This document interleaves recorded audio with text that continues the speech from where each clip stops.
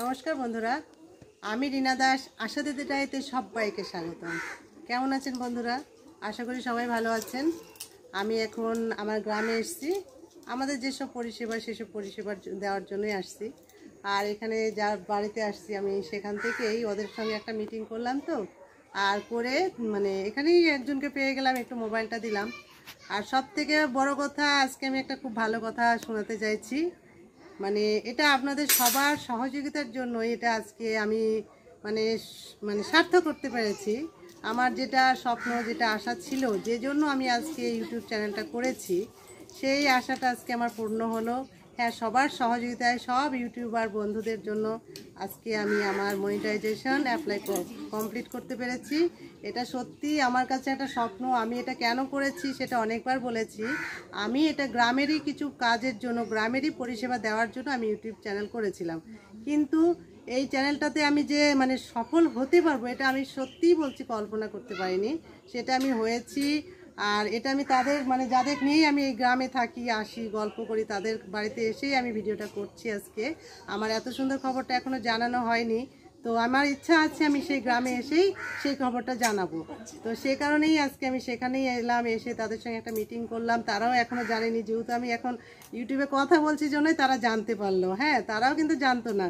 তো আপনাদের সবার সহযোগিতা পেয়েছি। সব ইউটিউবার বন্ধুদেরকে অসংখ্য ধন্যবাদ। সবাই আমাকে অনেক ভালোবাসা দিয়েছেন, আমার ভিডিওগুলো দেখেছেন, ভালো লেগেছে। আশা করি আগামীতেও আমার পাশে থাকবেন। আমি যাতে যে উদ্দেশ্যের জন্য আজকে আমি ভিডিওগুলো করেছি এবং আগামীতেও করব, তো আপনারা অবশ্যই আমার পাশে থাকবেন, এটাই আমি বলছি। তো চলুন আমার গ্রামের সেই দিদিদের সঙ্গে এই যে সব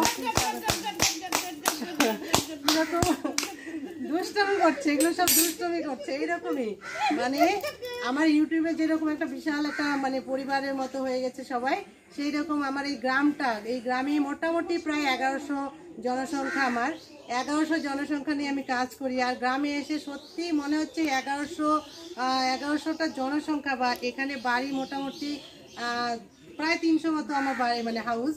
তো এগুলো মনে হচ্ছে আমার সব মনে হচ্ছে কি এটা আমরা পরিবারই ভাবি। আর খুব ভালো লাগে এভাবে আমরা যখন কাজ করি। আর এখানে আমি আসলাম একটা গর্ভবতী মায়েরও পরিষেবা, দুজনের সচেতনতামূলক যেগুলো কাজ আমরা করি সেগুলো আলোচনা করলাম। আর এই তো মোটামুটি ডিউটি করলাম। তো আমি এখন আমার ভালো খবরটা দিলাম। আগামীতে আমার আরও সব ভিডিওগুলো দিব, অবশ্যই আপনারা পাশে থাকবেন। তো চলুন আজকে আমি আরও কিছু যেসব কাজ করব সেগুলো একটু তুলে ধরি। আর এই যে রীতাদি, ঝর্ণাদি, আরও সব আছে, ওরা সবাই এখন চলে গেল, তখন আমি ভিডিওটা করিনি, কাজে একটু ব্যস্ত ছিলাম। আজকে সারাদিন অনেক কিছুই কাজ করেছি। আরও কয়েকটা গর্ভবতীর মায়ের বাড়ি গেলাম, সেখানে লবণ পরীক্ষা করলাম, কিছু বাড়িতে আয়রন সিরাপ খাওয়ালাম।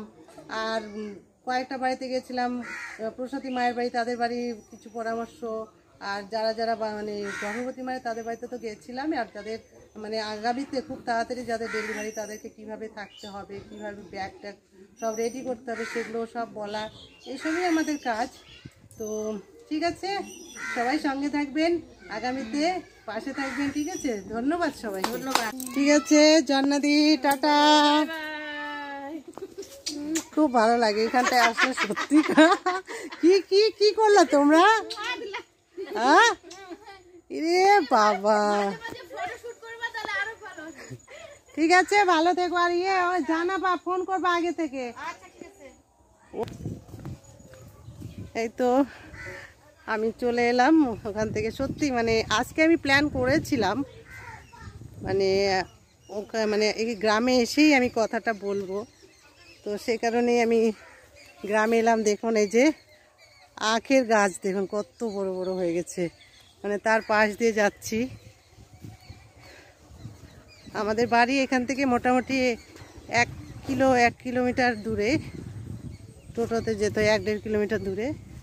আমার এই ফিল্ডটা একটু দূরেই আছে। তো ঠিক আছে, এখানকার ভালোবাসা পেয়ে আমি তবে তো এই গ্রামে আসি। এত ভালোবাসা পেয়েছি এই গ্রামে, বলার মতো কথা না। তো আপনারা তো আছেন সঙ্গে, আমি জানি আপনারা থাকলে আমার উদ্দেশ্য পূর্ণ হবে। এই দেখুন ধানের চারা গাছ, ধানের চারা, এগুলো কত রকম গাছ। এখানে দেখুন এই যে মিষ্টি কুমড়োর গাছ লাগানো আছে।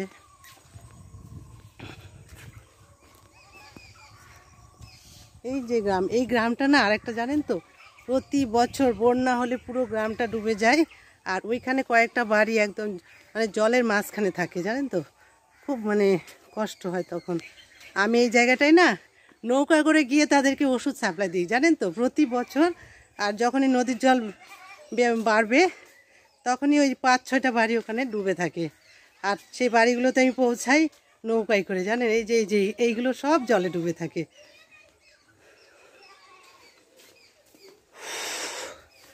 এখন বাড়ি যাব, যদি টোটো যদি পাই তাহলে দেখা যাক। আজকে ওয়েদারটা বেশ ঠান্ডা ঠান্ডাই আছে, অনেকক্ষণ কাজ করলাম, অনেকক্ষণ এসেছি, এখন বাড়ি ফেরার পালা। তো সে কারণেই ভিডিও করছি। এই যে আমার এক মাসি চলে এসেছে, ওরে বাবা, এই যে যাদের জন্য আমার এই যে ভিডিওগুলো করি, এই যে আমার এক মাসিমাকে পেয়ে গেলাম। আপনারা আছেন জন্য আমি আজকে আমার উদ্দেশ্য সফল করতে পেরেছি। আগামীতে আপনারা থাকবেন, আমি যেন এই মানুষগুলোর পাশে থাকতে পারি। এই যে একটা মাসিকে পেয়ে গেছি। কি মাসি? হ্যাঁ, বলেন কেমন আছে? ভালো আছি। ভালো আছো? হ্যাঁ, গেছিলা সেন্টার, গেছিলা চেক আপ করে? সেন্টারে গেছিলাম, চেক আপ করে আসছি। কেন তুমি এখানে বলো? ছুটিতে ছিল, হ্যাঁ, বললাম যে এই যে মাসির প্রেশার সুগার, তো মাসিকে কাট করে দেওয়া হয়েছিল সেন্টার থেকে, আমাদের সেই দিদি কাট করে দিয়েছিল। আর প্রতি মাসে সেখান থেকে প্রেশার সুগারের ওষুধ পাই। আর আমাদের মাসি ওষুধ খায়, তো প্রতি মাসে মাসে গিয়ে চেক আপও হয় আর ওষুধও পায়। খুব ভালো ব্যবস্থা। আর এখানে প্রতিটা সেন্টারে এরকম ব্যবস্থা আছে, ঠিক আছে? আপনারা অবশ্যই যোগাযোগ করে আপনারা অবশ্যই এরকম একটা ব্যবস্থা নেবেন। প্রেশার সুগার এগুলো মাঝে মাঝে চেক করতে হয়। প্রেশার সুগার থাকলে না আর যে কোনো সময় স্ট্রোক হতে পারে, এরকম একটা ব্যাপার হয়।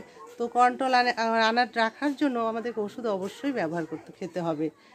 আর অবশ্যই মানে অনেকে অবহেলা করে, অনেকে মানে যে অল্প বয়সে যেগুলো তারা মনে করে কিছুই হয় না, কিন্তু তাদেরকেও আমরা অনেকটা বুঝিয়ে বলি অবশ্যই প্রেশার থাকলে ওষুধ খেতে হবে, ডাক্তারের পরামর্শ মতোই থাকতে হবে।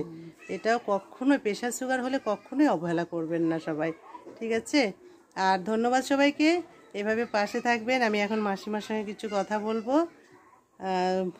আগামীতে আরও ভিডিও দেব, আপনারা দেখবেন আর পাশে থাকবেন। ধন্যবাদ।